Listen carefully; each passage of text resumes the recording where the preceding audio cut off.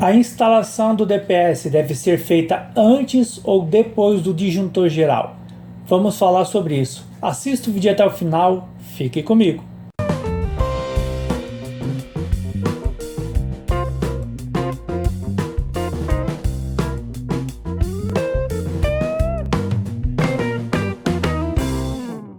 Então, eu me chamo Ricardo Serpa, sou técnico em eletrotécnica, também sou técnico em segurança do trabalho. Trabalho na área da elétrica aí há mais de 25 anos e quero trazer um pouquinho aí da nossa experiência, conhecimento, um pouquinho da minha humilde opinião para ajudar vocês, tá? Muitos perguntam, eu faço a instalação do DPS antes ou depois do disjuntor geral?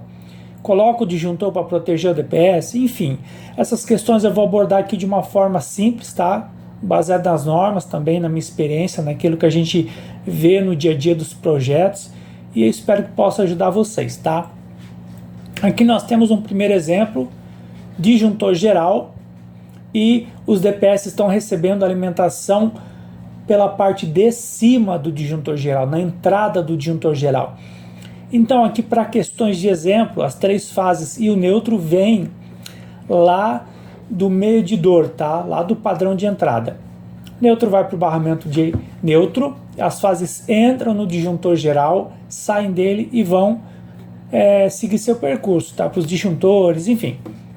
O que é feito? É utilizado um jump da entrada do disjuntor geral para alimentar os DPS.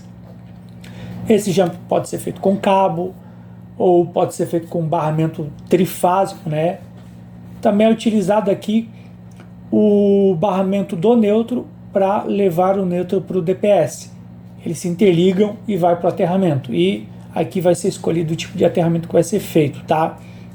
O foco aqui não é aterramento, o foco aqui não é conexão, o foco aqui é a questão de posso utilizar antes do disjuntor geral, depois devo utilizar disjuntor, enfim, a gente vai falar sobre isso detalhadamente, tá? Esse é um exemplo, utilizei a entrada. O segundo exemplo, aqui já estou utilizando a saída, então os cabos de fase neutro vêm do padrão, lá do medidor, mesma coisa que o exemplo anterior com relação ao aterramento e ao neutro. A diferença é que eu estou utilizando a saída do disjuntor geral para alimentar os meus DPS. Não usei a entrada, usei a saída. E existe uma terceira opção que é eu colocar após o disjuntor um disjuntor para cada DPS, tá? E entra a questão, qual que é correto, qual que é certo, qual que não é. E o que eu vou dizer para vocês é que todas as opções mencionadas aí são corretas, tá? Então eu posso utilizar a saída do disjuntor geral para alimentar os DPS? Posso. Posso de repente colocar um disjuntor após o geral para cada DPS? Pode.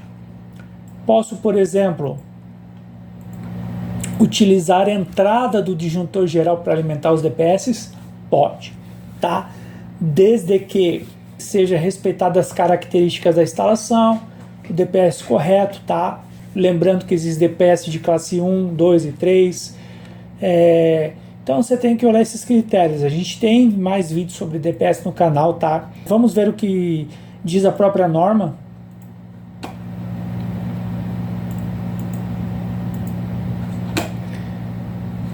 Vejam bem o que diz a NBR 5410, tá? Tá aqui o tópico 6.3.5.2.1 sobre uso e localização, tá? Olha um detalhe muito importante.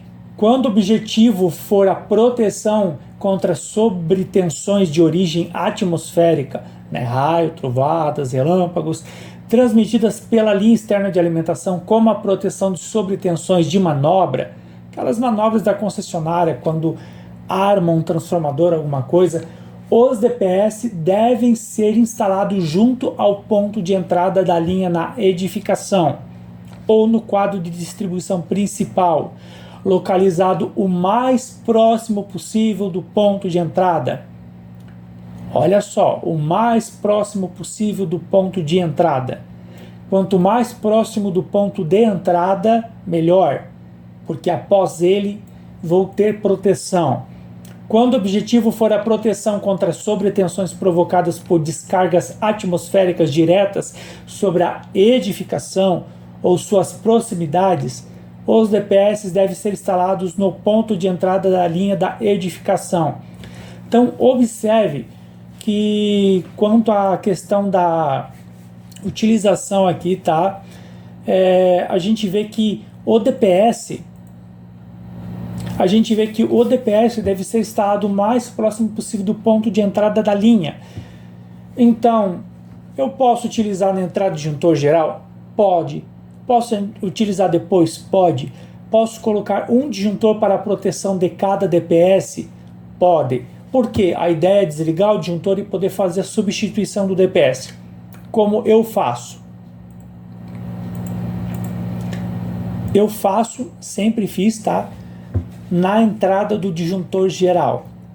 Por quê? Porque se eu preciso fazer a substituição, sem problema. Desligo o disjuntor geral lá no padrão e troco. Ou aplico as recomendações da NR10 e faço a substituição com a linha viva, sem nenhum problema, tá? Eu tenho os EPIs necessários para isso, conhecimento, treinamento, para fazer isso sem nenhum problema. Mas, para minha segurança, eu posso desligar o disjuntor geral lá no padrão de entrada. Você pode dizer, professor, mas se você fizer isso, vai deixar o cliente sem alimentação elétrica. Se eu coloco esses cabos pós o disjuntor geral, eu vou ter que desligar da mesma forma e o cliente também vai ficar sem alimentação elétrica. Então a única forma seria colocar um disjuntor para cada DPS após o disjuntor geral.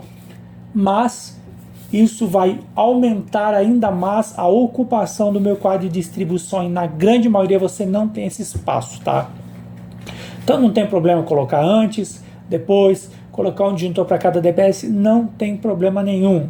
Se você for na norma NBS 5410, escrever DPS e buscar, você vai ver que ela mostra aqui, 144 palavras com DPS. Se você for uma por uma e ler todos os textos como eu fiz, você não acha proibição com relação a isso, tá?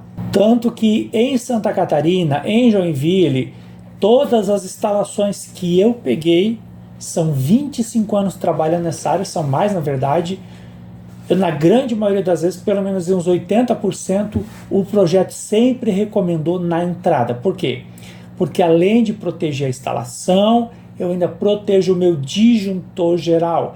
Se esse disjuntor geral for um disjuntor em caixa moldada e por causa de uma descarga elétrica atmosférica estragar, você vai ter um problemão. Esses disjuntores são muito, muito, muito caros, tá? Então, eu gosto de fazer aqui na entrada, mas não tem problema você fazer na saída, não tem problema você colocar um disjuntor para proteção de cada DPS, para poder desligar e ligar para fazer a troca, tá? Desde que você obedeça alguns critérios aí que devem ser visualizados para a instalação do DPS, tá? Agora, muitos vão perguntar, professor, e o DPS no padrão de entrada? Até onde eu sei, a grande maioria das concessionárias já pede o DPS no padrão de entrada. Então, com relação à posição de instalação dele, qual que vai ser o DPS, qual vai ser a escolha, isso vai de acordo com a concessionária da região.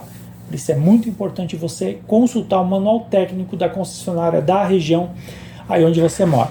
Espero que tenha gostado. Se você quer aprender mais sobre instalações elétricas, faça o nosso curso de eletricista e instalador, tá? Curso online com certificado, apostila, dezenas de videoaulas, grupo do WhatsApp para interação dos alunos, o melhor e mais completo curso de eletricista que existe, tá? Qualquer dúvida aí, chama no Zap que a gente passa as informações sobre os nossos cursos. Um grande abraço, fiquem com Deus.